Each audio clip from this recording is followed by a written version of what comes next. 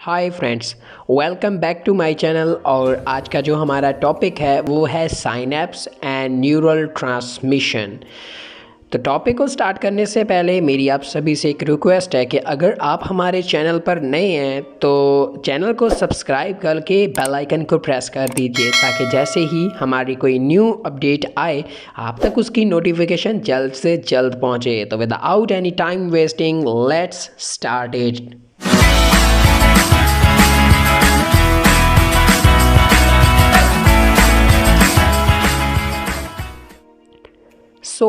जैसा कि हमने लास्ट वीडियो में ये चीज़ डिस्कस की थी कि न्यूरॉन क्या होते हैं और न्यूरॉन के बेसिक कंपोनेंट्स क्या हैं। आज का जो हमारा टॉपिक है साइनेप्स और न्यूरल ट्रांसमिशन, इसमें हम ये जानेंगे कि साइनेप्सिस क्या है, उन न्यूरॉन्स में वो साइनेप्सिस क्या है और उन न्यूरॉन्स में न्यूरल ट्रांसमिशन किस तरह से हो रही है।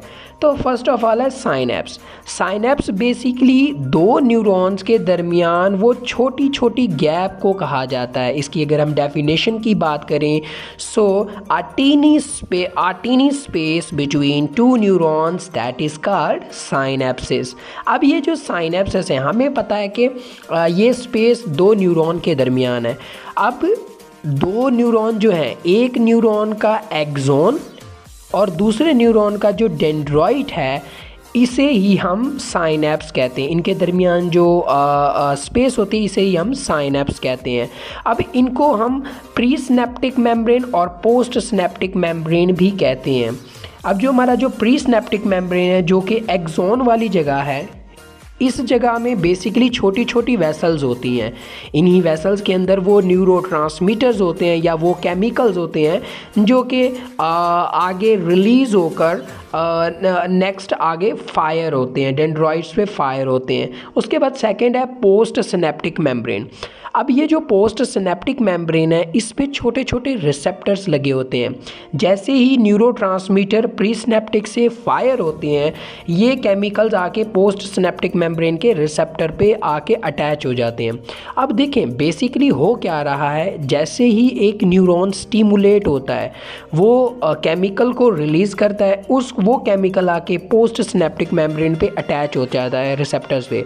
अब जो बाकी बच जाने वाले न्यूरोट्रांसमीटर हैं, आप यहाँ पे देख रहे होंगे कि प्री सिनेप्टिक मेम्ब्रेन में जो है एक रीअपटेक चैनल भी है। इसी रीअपटेक के चैनल के ज़रिए वो बाकी बचे हुए न्यूरोट्रांसमीटर रीअप हो जाते हैं, मतलब वापस उसी प्री सिनेप्टिक मेम्ब्रेन में चले जाते हैं। उसके बाद हमारा सेकेंड है न्यूरल ट्रांसमिशन। अब बेसिकली हमारी बॉडी में दो तरह की ट्रांसमिशन हो रही है। एक केमिकल ट्रांसमिशन, ऐसी ट्रांसमिशन जिसमें केमिकल्स रिलीज़ होते हैं, और दूसरी इलेक्ट्रिकल ट्रांसमिशन जिसमें इलेक्ट्रिकल इम्पल्सेस ट्रांसमिट होती है। अब आपने देखा होगा कि जो दो न्यूरॉन के दरमियान ये सारा प्रोसेस हो रहा है, जिस जगह पे जिस स्पेस पे ये सारा प्रोसेस हो रहा है एक्सॉन और डेंड्रॉइट के दरमियान, इस स्पेस को सिनेप्टिक क्लेफ्ट कहते हैं। इस सिनेप्टिक क्लेफ्ट का जो साइज़ होता है वो बेसिकली डिफरेंट न्यूरॉन्स में डिफरेंट टाइप्स का होता है। फॉर एग्जांपल किसी में ये ज़्यादातर 10 to 20 नैनोमीटर होता है और किसी में ये 0.1 नैनोमीटर।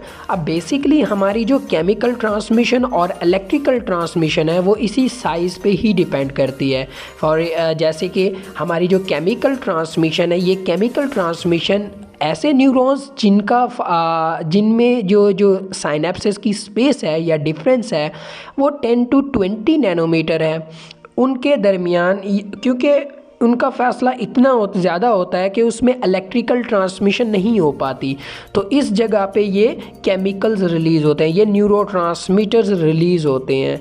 ये न्यूरोट्रांसमीटर रिलीज़ होके नेक्स्ट जो है आगे मतलब पोस्ट सिनेप्टिक मेम्ब्रेन पे जाके सारी ट्रांसमिशन को करते हैं।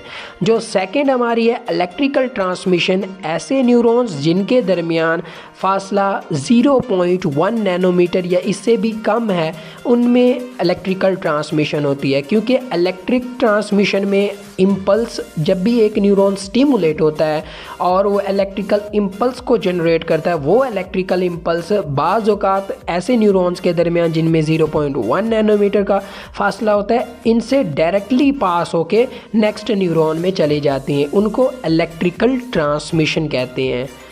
तो उम्मीद करता हूँ कि आज का टॉपिक आपको बहुत ही अच्छे से क्लियर हो गया होगा कि साइनेप्सिस क्या है, उनमें मतलब सिनेप्टिक क्लेफ्ट क्या है और इन न्यूरॉन्स में न्यूरल ट्रांसमिशन किस तरह से हो रही है।